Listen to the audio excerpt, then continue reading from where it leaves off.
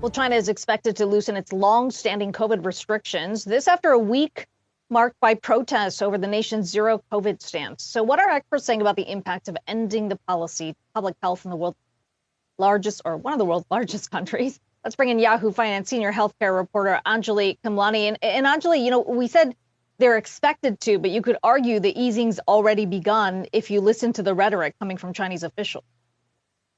That's right. We already hear, talk of what this easing would look like. Reuters reporting today that would include reduction of who is required to isolate in one of these isolation centers. That would include all but pregnant women, the elderly, and the most vulnerable. The rest could start to isolate at home if they are positive. Also, greater use of antigen testing. Right now, the country really reliant on the more labor-intensive but more accurate PCR tests, and so a shift to antigen tests like the rest of the world could be in the books, as well as what we've seen recently, the discussion about pushing for elderly to get those fourth doses, as well as pushing for more compliance with those third doses, all after the relaxing of international travel guidelines. So we've seen this really step-by-step easing that's been coming in, and that also at a time where we've already seen these restrictive lockdowns, which resulted in those protests that you referred to earlier.